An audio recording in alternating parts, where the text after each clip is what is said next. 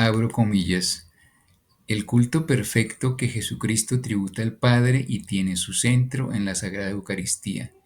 La Sagrada Liturgia, por tanto, es un culto que no tiene comparación con ninguna otra acción eclesial por su excelencia y su grado de eficacia. Nos recuerda y nos hace vivir la Jerusalén a la cual nos dirigimos. Cierro comillas. Se subraya la importancia de que la liturgia constituye en sí misma una catequesis que poco a poco va formando en la fe a todo cristiano abierto al mensaje de salvación de Dios. En el bautismo, por ejemplo, abro comillas, la persona que hace parte o asiste a este rito puede conocer la fe de la Iglesia sobre el hombre como criatura e hijo de Dios, el pecado y sus consecuencias, los planes divinos salvadores de la gracia de Jesucristo y su eficacia santificadora, el sentido de pertenencia a la Iglesia, etcétera. Cierro comillas. De la revelación y la tradición pasemos ahora a la teología en relación a la Sagrada Escritura y vamos a ver el canon bíblico y algo también de lo que corresponde a la inspiración. En este texto de introducción a la teología se afirma la importancia de la Sagrada Escritura como fuente principal para la realización de su tarea en el marco de la Iglesia. Y subraya además la importancia de la tradición, pues ambas surgen bajo el influjo del Espíritu Santo y están íntimamente relacionadas tendiendo hacia un mismo fin. Tanto la Sagrada Escritura como la tradición fueron escritas por los profetas y los apóstoles con el auxilio del Espíritu Divino. Abro comillas. Por eso afirma la Constitución Dei Verbum que la Sagrada Teología se apoya como en cimiento perfecto en la palabra escrita de Dios al mismo tiempo que en la Sagrada Tradición y con ella se robustece firmemente y se rejuvenece de continuo, investigando a la luz de la fe toda la verdad contenida en el misterio de Cristo. Cierro comillas.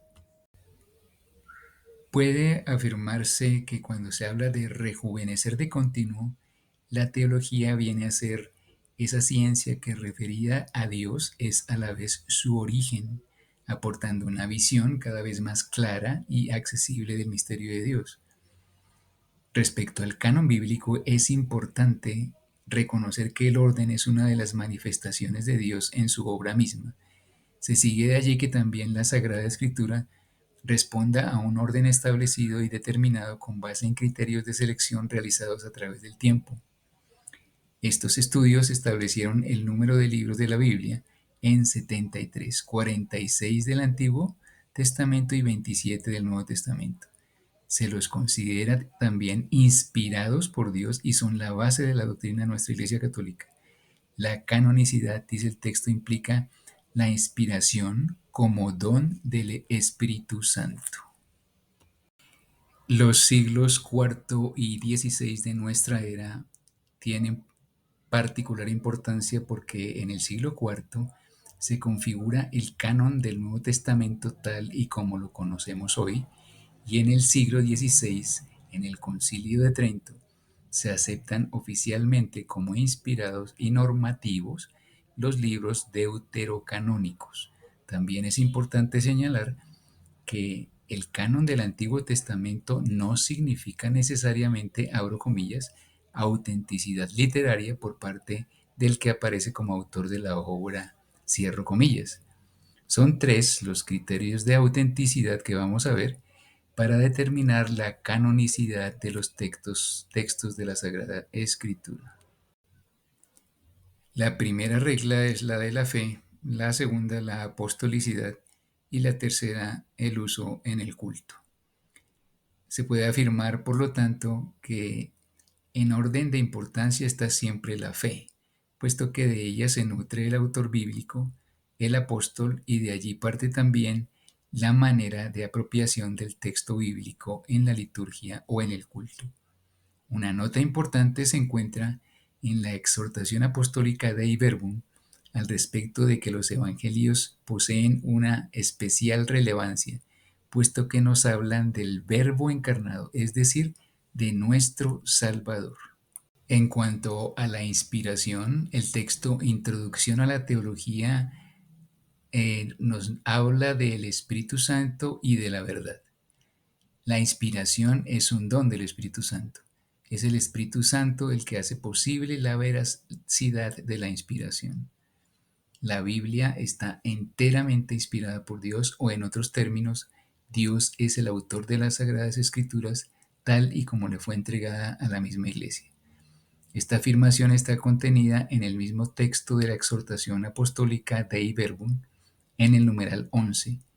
Encontramos dos textos en el Nuevo Testamento que fundamentan lo dicho anteriormente. Son la primera carta de Pedro del 16 al 21 y la segunda de Timoteo del 3 al 17. En la primera, Pablo dice que la Biblia fue escrita por hombres movidos por el Espíritu Santo de parte de Dios, y en la segunda de Timoteo dice, abro comillas, toda escritura está divinamente inspirada, cierro comillas. En el apartado que habla acerca de las características de la inspiración, se mencionan dos principalmente. La primera es que el autor inspirado utiliza un lenguaje normal, esto es, patente tanto en el Antiguo como en el Nuevo Testamento, puesto que con el propio lenguaje del autor se habla de Dios, utilizando formas familiares de acuerdo con el entorno al que pertenece el autor. Otra de las características de la inspiración es la llamada garantía de veracidad. En este punto de la inspiración se aclara la distinción entre el autor y la inspiración de Dios. El autor es en verdad el que escribe, no como alguien que escribe a medida que le van dictando. Por el contrario, el autor utiliza sus propias facultades y medios, teniendo en cuenta su contexto, sus experiencias, su cultura. Abro comillas.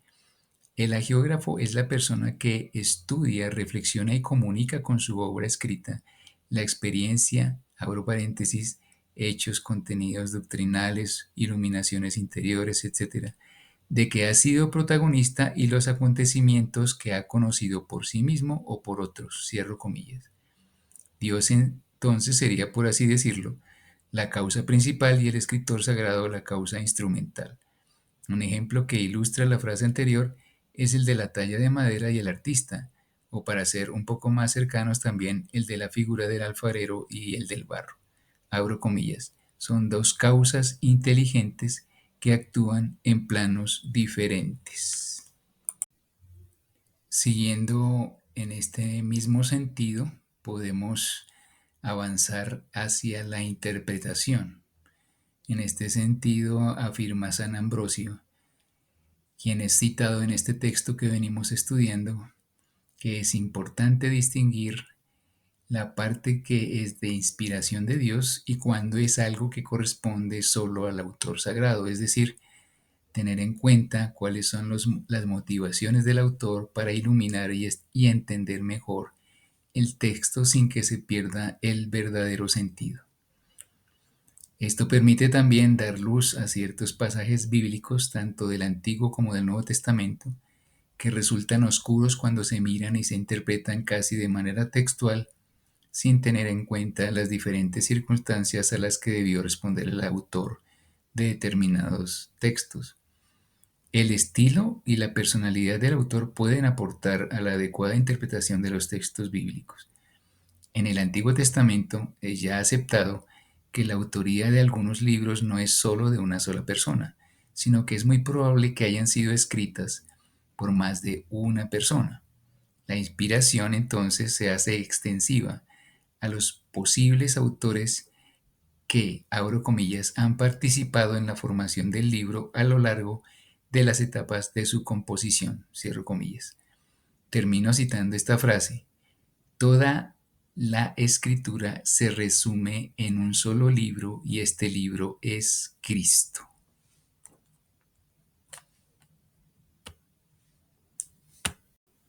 El siguiente tema tiene que ver con el magisterio de la Iglesia, la infalibilidad del magisterio de la Iglesia, del Papa y de sus obispos. Podemos decir entonces que es necesario aceptar como fieles católicos estas afirmaciones que tienen como fundamento las escrituras y la tradición de los padres de la Iglesia. Veamos los siguientes videos para ilustrarnos un poco al respecto. El texto Introducción a la Teología que hemos venido estudiando nos da unas guías para que comprendamos el magisterio de la Iglesia como fruto del Espíritu Santo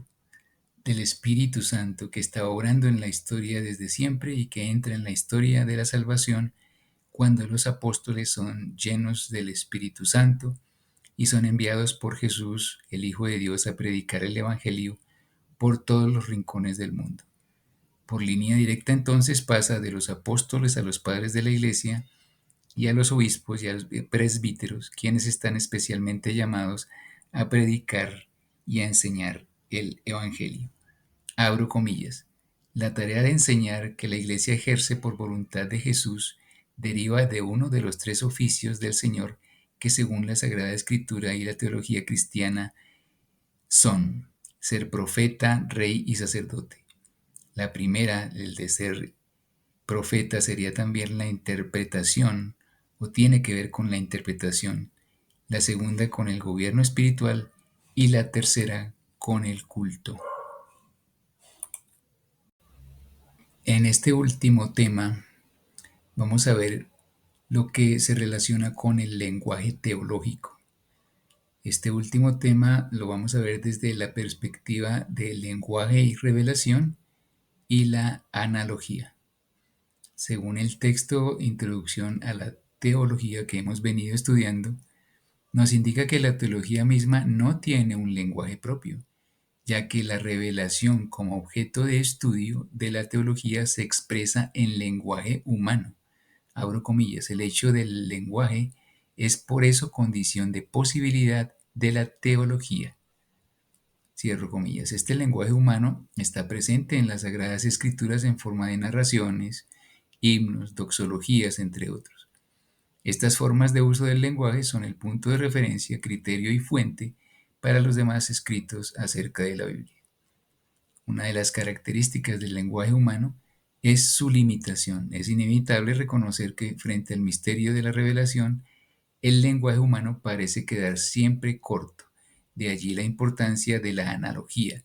Veamos un poco lo que significa y de qué manera aporta al entendimiento adecuado de las Sagradas Escrituras. Entendiendo que la creación, por ser obra del Ser Supremo, participa de algún modo de su Creador, esta semejanza, abro comillas, nos permite usar dentro de ciertos límites un lenguaje común a ambos, cierro comillas. La analogía busca hablar de lo infinito desde la finitud del lenguaje, dándole un sentido que va más allá de la simple realidad de la simple narración de hechos o de verdades. Busca también, de alguna forma, hablar sin caer en el error o en equivocación. Y también nos ayuda a distinguir entre el Creador y nosotros como su criatura. El texto también habla de las dos distinciones de Santo Tomás acerca de la analogía. Hay dos, proporcionalidad y atribución. La primera tiene sentido cuando se aplica un enunciado a varios sujetos o a varias cosas, pero teniendo en cuenta la medida en que se encuentran en cada uno de ellos. El ejemplo es la palabra vida. Se puede afirmar tanto de Dios como del ser humano o de un animal o de una flor. En todas ellas, el término vida es aplicable, sin embargo, en cada una de ellas se manifiesta de manera diferente, en diverso grado. En la analogía por atribución, esta se aplica cuando se habla de una relación de prioridad y dependencia. Un ejemplo de esta analogía, siendo un poco más gráficos, es decir, de algo o de alguien, una característica que no le es propia y que toma prestada de otra, por decirlo así. En la vida cotidiana podemos entonces aplicar la analogía, una de estas analogías que es la analogía fidei, F-I-D-E-I, la cual expresa la concordancia entre la vida misma y la fe a la luz de la palabra de Dios. Es decir, cuando la vida de un creyente es fiel y no contradice o no está en contradicción con las enseñanzas de la Sagrada Escritura. Abro comillas, Dios viene hacia el hombre y le ayuda a entender en el lenguaje humano lo que significan aspectos del misterio divino. Cierro comillas. La analogía entis, por su parte, es la que puede aplicarse a sujetos o cosas que son sensibles, es decir, que existen en la vida real, por llamarlo de alguna manera. La teología, como ciencia, pues, se puede decir que apela a la fuente de la revelación como inspiración para las analogías.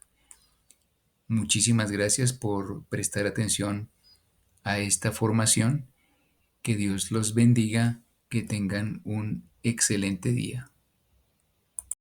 En el año 1870, en el Concilio Vaticano I, fue cuando se definió este dogma de la infalibilidad del Papa. Probablemente sea uno de los dogmas que menos se comprende, curiosamente, tanto por, ojo, católicos como por no católicos. Porque mucha gente piensa que el dogma de la infalibilidad del Papa quiere decir que todo lo que diga el Papa es infalible. Pero no es eso lo que dice el dogma. Y no es eso lo que nos enseña el catecismo. Vamos a echar un momento una ojeada. Mira, el número 891 del Catecismo dice: el romano pontífice, cabeza del colegio episcopal, goza de esta infalibilidad en virtud de su ministerio cuando, como pastor y maestro supremo de todos los fieles, que confirma en la fe a sus hermanos, proclama por un acto definitivo la doctrina en cuestiones de fe y moral. No es cualquier cosa que opine el Papa. El Papa puede opinar en algo a nivel suyo personal. Es cuando hable ex cátedra, con autoridad. And is useful for teaching, for refutation, for correction, and for training in righteousness, so that one who belongs to God may be competent, equipped for every good work. That is, the inspired Word of God is useful in our Christian life, but not in itself complete source of truth. Secondly, St. John the Evangelist says that he didn't write everything down. In fact, he says it is impossible to write everything down. Also, St. Peter writes, "The word of the Lord remains forever." And this word is the good news that was preached to you. Here Peter says that the good news, preached to you, not written down. The doctrine of sola scriptura, or the written scripture alone, taught by Protestants for the last 500 years is neither biblical nor historical. So there must be some other way we can know what's missing in the Bible. In addition, we also need to know how to interpret the divine revelation. Without this source of authority to correctly interpret the scriptures, we can be easily led astray. That's why, even though all the Protestants have the same scriptures, there are today tens of thousands of Protestant denominations with sometimes contradicting faith and interpretations of the Bible. The sola scriptura doctrine has, again and again, proven to be unworkable for these reasons. Catholics, on the other hand, recognize that the Bible can be difficult to understand on its own. That's where the other two sources of Catholic authority come in. So let us go to the second source of authority, the sacred tradition. The sacred tradition, with a capital T, refers to the teachings and practices that have been passed down through the centuries